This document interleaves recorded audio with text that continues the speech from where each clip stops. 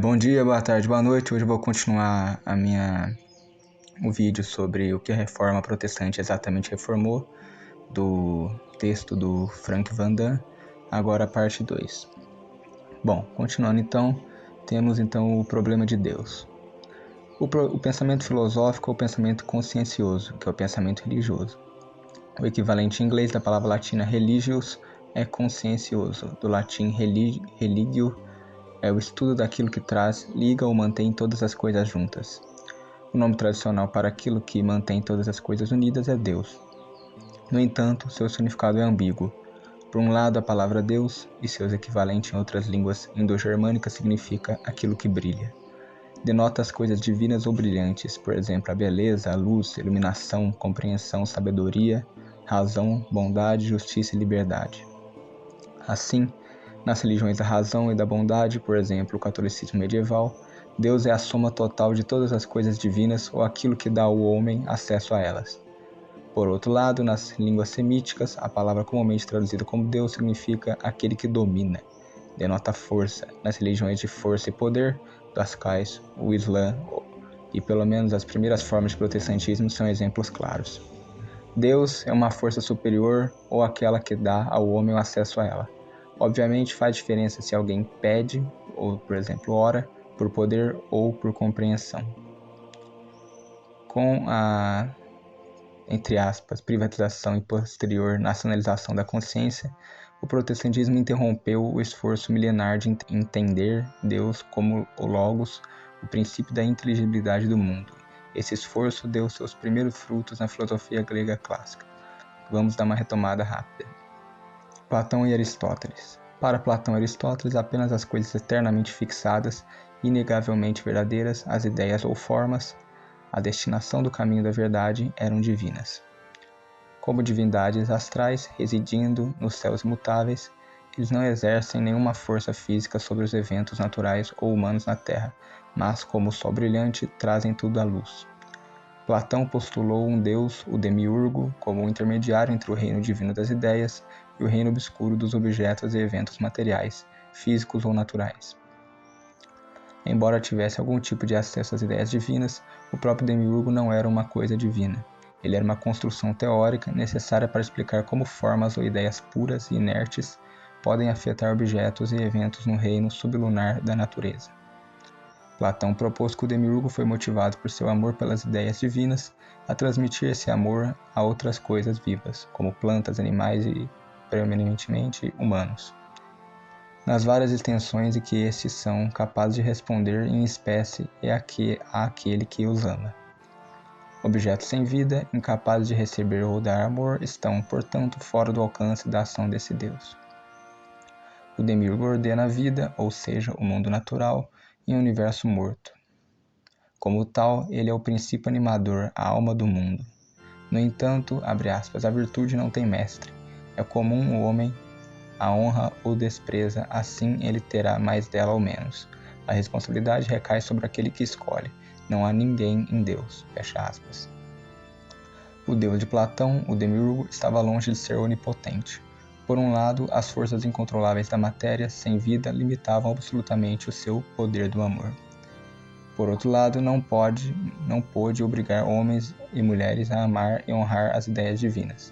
Ele só podia apelar para a consciência deles, que Platão pensava ser uma espécie de memória, ou anamnese, uma consciência mais ou menos turva do Logos, que é comum a todos os seres humanos e assim lhes apresenta a opção de viver conscientemente. Aristóteles, ao contrário, não precisava de um intermediário.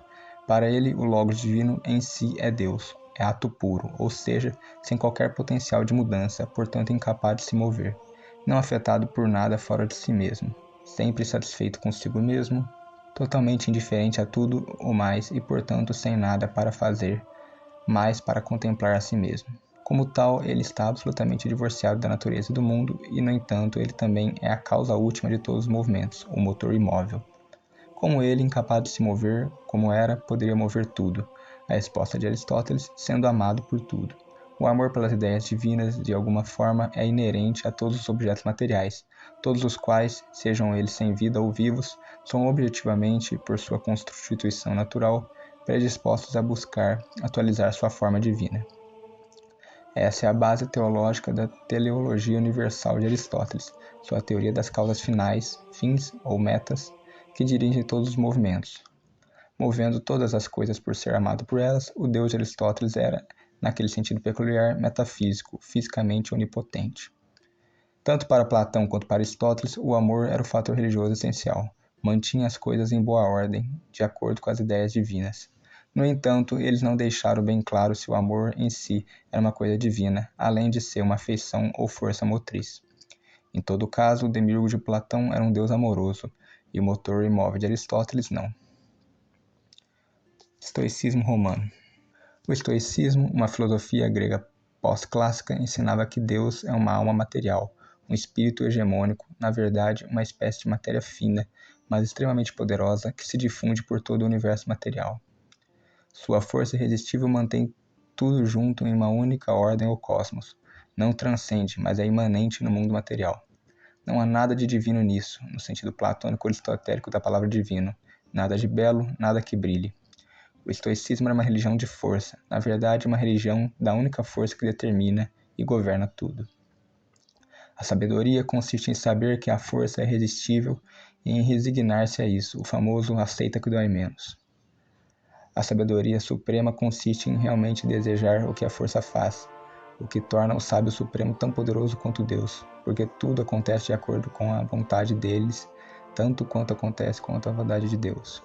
A concepção estoica passou a definir Deus para os romanos, quando eles se tornaram o império e descobriram que seus antigos deuses capitolinos eram muito parecidos com os deuses tribais dos povos conquistados, para apoiar a afirmação de que o imperador era o governante piedoso do mundo. Eles precisavam de algo maior. De acordo com Sêneca, que morreu em 65 d.C., Deus é uma magnitude maior do que a qual não pode ser pensada. Era uma concepção de Deus que poderia apresentá-lo como onisciente e onipotente. E tinha um grande problema lógico. A noção de uma magnitude maior do que a qual não pode ser pensada é inconsistente. Tão inconsistente quanto a ideia de um número maior de que nenhum número pode ser pensado. Tal magnitude é impensável, portanto não pode ser real. Consequentemente, o Deus do estoico romano pode ser pensado apenas como aquilo que a opinião subjetiva, o costume local ou a convenção estimam mais do que qualquer outra coisa que os homens possam estar pensando. Para uma mente que pensa conscienciosamente, um Deus desse tipo não pode ser nada mais do que um fenômeno sociopsicológico do caminho da opinião, limitado por tempo e lugar e hábitos acidentais do pensamento. Em outras palavras, ele é, na melhor das hipóteses, uma ilusão popular, muito diferente das verdadeiras e conscienciosamente inegáveis ideias divinas de Platão ou Aristóteles.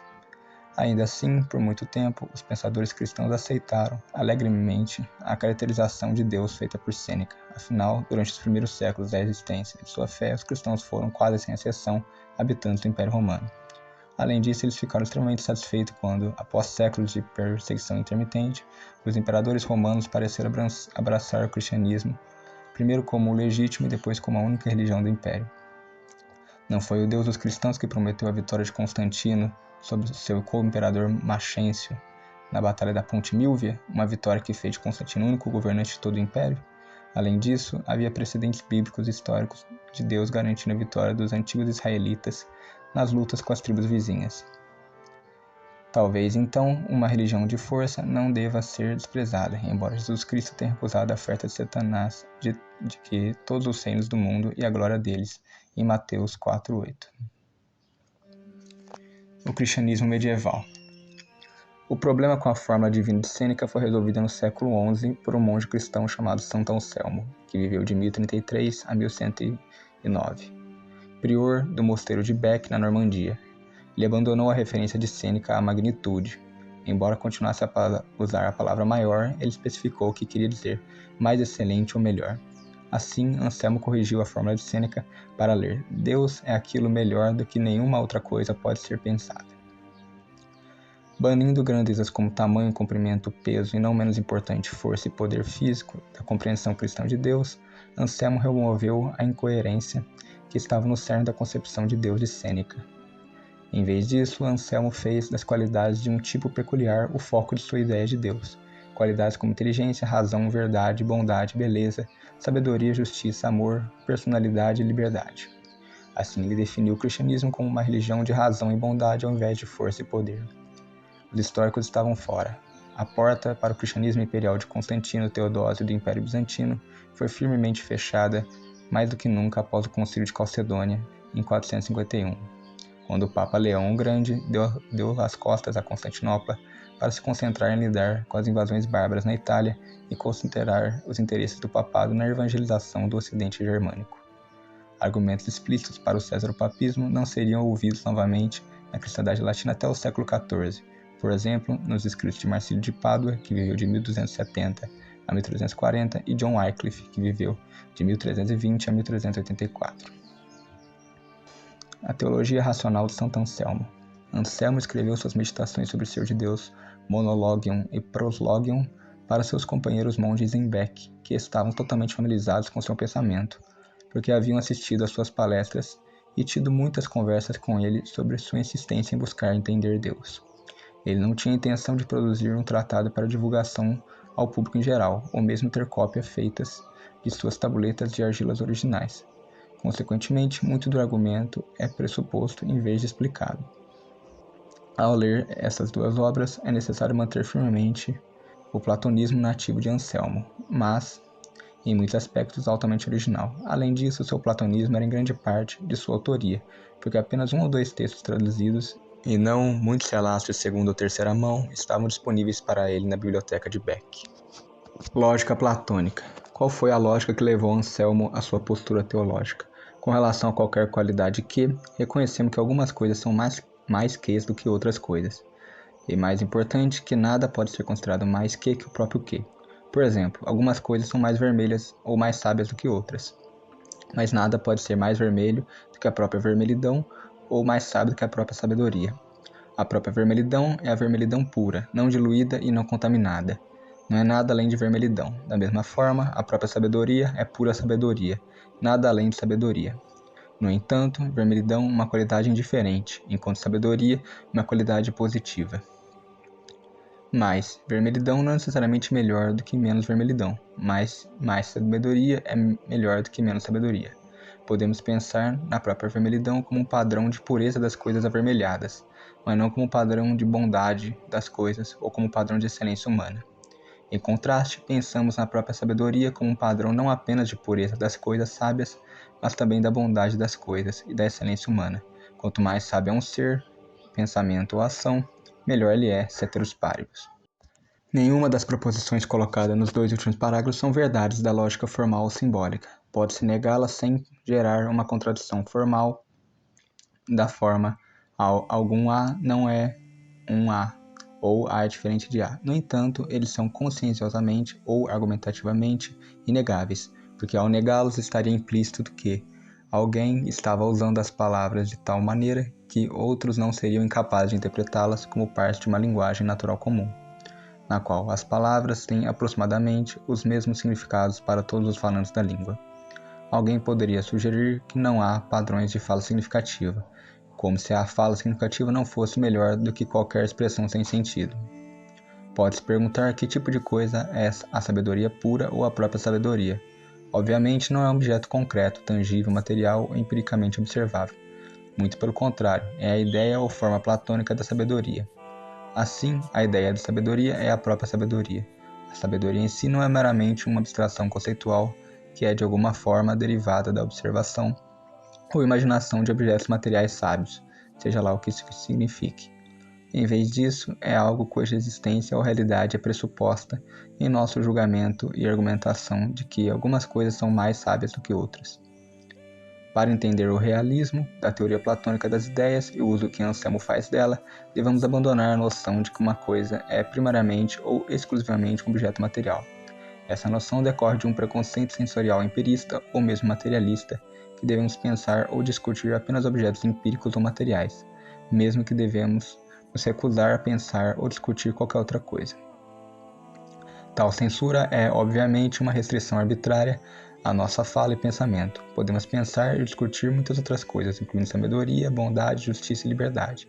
coisas que somente a mente pode perceber e somente a mente que pensa conscienciosamente pode esperar perceber corretamente. De fato, o significado etimologicamente primário de coisa é algo para pensar ou falar, algo para discutir, resolver ou decidir, assim como o substantivo latino res, coisa, e o verbo reor, calcular, contabilizar, avaliar. As palavras coisas e pensar estão etimologicamente relacionadas. O verbo reor rato sum está relacionado também com ratio, conta, cálculo, razão, raciocínio, princípio, que quase nunca é usado para se referir a um ou outro objeto material ou empiricamente observável. Reconhecidamente, preconceitos empiristas ou materialistas podem ser apropriados quando estamos discutindo magnitudes, porque não há sentido em discutir magnitudes como coisas em si mesmas, por exemplo, tamanho puro em si ou força pura em si. Mas não se segue que não faz sentido discutir a própria sabedoria ou qualquer outra qualidade positiva ou indiferente, por exemplo, a própria vermelhidão, a própria justiça, a própria personalidade ou a própria liberdade. O melhor que podemos fazer com respeito a magnitudes é concordar com uma unidade de medida para magnitudes particulares. Então podemos aplicar nosso conhecimento de matemática a medições de magnitudes, tratando as medições como números, que são quantidades puras, não magnitudes ou qualidades. No entanto, uma unidade de medida não é a mesma coisa que um padrão de pureza, qualidade ou excelência. Não faz sentido pensar em comprimento ou tamanho como coisas em si. É igualmente absurdo pensar em unidades ou quantidades mensuráveis de qualidades como bondade, sabedoria, justiça, personalidade, liberdade ou inteligência. Devemos lembrar que, para Platão, as ideias são as coisas divinas, todas as quais entram na ideia do bem, ou seja, a própria ideia da divindade. No entanto, a ideia de divindade de Anselmo era muito mais seletiva e discriminatória do que a de Platão. Ele não só excluiu todos os conceitos de grandeza do reino das ideias e, por implicação, da ideia do divino, como também excluiu todas as qualidades logicamente diferentes, por exemplo, vermelhidão, doçura, e qualidades negativas, por exemplo, tolice, estupidez, falácia, falsidade, justiça, desleixo. Apenas as ideias de qualidades positivas, pensáveis como padrões de bondade ou excelência, qualificam-se como coisas em si divinas. Além dos exemplos platônicos óbvios, por exemplo, razão, inteligência, verdade e justiça, Anselmo pressupunha que a personalidade e a comunidade eram padrões de excelência. Eles também são bens em si argumentativamente negáveis, pressupostos na ideia e na prática do próprio discurso consciencioso. Afinal, argumentar que uma coisa é melhor que outra pressupõe uma comunidade de pessoas, sem a qual não pode haver consciência a qual se possa apelar conscienciosamente na apresentação e avaliação dos argumentos. O fato de que a personalidade e a comunidade são bens em si inegáveis tem consequência de longo alcance. Se a personalidade é uma coisa divina, então o próprio divino deve ser pensado como algo que é mais de uma pessoa do que nada mais pode ser pensado. E porque nada pode ser considerado uma pessoa a menos que seja parte ou membro de uma comunidade de pessoas, o divino deve ser pensado como uma comunidade de pessoas melhor do que a impensável. Uma comunidade perfeita de pessoas unidas pelo amor e pela compreensão. Anselmo estava particularmente interessado na questão: as coisas divinas, os padrões de bondade ou excelência, são reais ou apenas coisas imaginadas? A resposta à pergunta era de vital importância para ele, um monge cristão. Ele estava convencido de que uma fé verdadeira e viva exigia um mínimo de compreensão das coisas divinas. A fé sem entendimento está fadada a permanecer uma fé morta ou cega, uma questão de mero hábito ou rotina, não uma fé em Deus, a qual alguém dedicaria conscienciosamente toda a sua vida, que todo cristão e principalmente um monge deveria fazer. Ao mesmo tempo, está convencido de que a compreensão requer fé na realidade e na compatibilidade de padrões objetivos de bondade e excelência. Sem essa fé, o pensamento consciencioso sempre estaria comprometido, pois alguém poderia então acreditar-se livre arbitrariamente para criar ou escolher seus próprios padrões e concluir a partir de sua própria arbitrariedade ou da arbitrariedade de outros, que não há diferença objetiva ou real entre pensamento consciencioso e qualquer outra forma de associar ou concatenar pensamentos.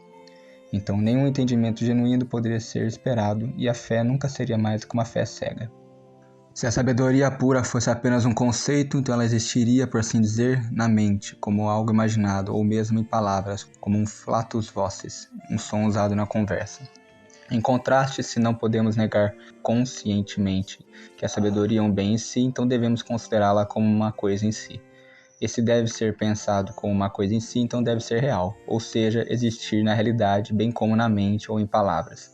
Afinal, a mente que pensa conscienciosamente não pode negar que se torna evidente no pensamento consciencioso, mas não está sujeita à evidência dos sentidos. De fato, a qualidade da evidência sensorial, sua velocidade, relevância ou pertinência, é algo que somente a mente conscienciosa pode avaliar. Não é determinado pela força ou poder das experiências sensoriais. O corpo que registra o impacto de todo tipo de força é incapaz de diferenciar entre sinais verdadeiros e falsos, a fortiori entre coisas reais e imaginadas. Somente a mente pode perceber a realidade das coisas em si mesma, mas a mente não pode conscientemente negar a atenção plena como um padrão de bondade excelente. Se há incompatibilidade mútua de padrões objetivos de bondade e excelência, isto é, das coisas boas e excelentes em si mesmas, é conscientemente inconcebível, então devemos concluir que todos eles se implicam mutuamente. Apesar de falarmos de muitas coisas divinas usando muitas palavras diferentes para nomeá-las, devemos inferir que, do ponto de vista lógico, existe realmente apenas uma coisa boa e excelente em uma palavra divina em si. Essa única coisa é a própria divindade, que é a própria bondade, para Platão, ou Ser Supremo, ou Deus para Anselmo. Assim, Anselmo pôde concluir que o Ser Supremo é a própria sabedoria, assim como é toda e qualquer outra qualidade positiva considerada como uma coisa em si, a própria verdade, a própria justiça, a própria humanidade e assim por diante. Segue-se que, se a realidade de qualquer uma dessas coisas é inegável, então também é a realidade de Deus. Além disso, se Deus realmente existe, então também existe a própria sabedoria, a própria verdade e o restante das coisas divinas, pois essas são apenas aspectos da divindade, ou como algumas pessoas enganosas preferem dizer, atributos divinos. Inversamente, se não há realidade para a ideia de Deus, então não há realidade para a ideia de verdade, justiça, razão, sabedoria ou qualquer outra coisa que seja boa ou excelente em si mesma. O mesmo raciocínio vale para as ideias de personalidade e comunidade. Portanto, é uma implicação da teologia de Anselmo que o divino, o ser supremo de Anselmo ou Deus, é personalidade e comunidade e, portanto, amor e compreensão. De fato, é somente porque a personalidade e a comunidade são padrões de excelência que podemos descobrir, conversando e discutindo conscienciosamente uns com os outros, que Deus é razão, verdade, justiça, misericórdia e todas as outras coisas que são boas em si mesmas. Com a inclusão da personalidade e da comunidade como qualidades divinas, a teologia de Anselmo permitiu a ideia trinitária cristã de Deus. Se o próprio ser divino ou supremo é a própria personalidade e a própria comunidade, então esses implicam logicamente um ao outro. A personalidade suprema é a comunidade suprema e vice-versa. E, se o divino é pensável apenas como uma comunidade perfeita de pessoas, deve ser pensado como uma pluralidade de pessoas, nenhuma das quais é pensável sem as outras. Como chegar nesse ponto lógico à trindade cristã, obviamente é outra questão, mas em suas meditações filosóficas, Anselmo estava preocupado em entender Deus, não em defender as doutrinas cristãs ou da igreja tradicional. Em todo caso, somos levados a entender que o nome Deus pode ser usado para se referir a um ser divino, que não é uma pessoa, bem como a várias pessoas divinas. Resumindo, as emendas de Anselmo sobre o conceito de Deus e Sêneca e a ideia do divino de Platão implicavam a proposição ou Deus ou nada de valor. Negar a Deus é negar o conjunto completo de padrões mutuamente compatíveis de bondade e excelência. Tal negação deixa apenas a opção de negar todos os padrões objetivos, ou seja, o niilismo, ou a opção de alegar que o cumprimento de um padrão da excelência justifica ignorar todos os outros padrões, como sou um homem justo, portanto, tenho o direito de mentir, trapacear, roubar e o que não. Ambas as opções são incompatíveis com a própria ideia do pensamento consciente. Eles fazem do pensamento consciencioso um exercício de futilidade.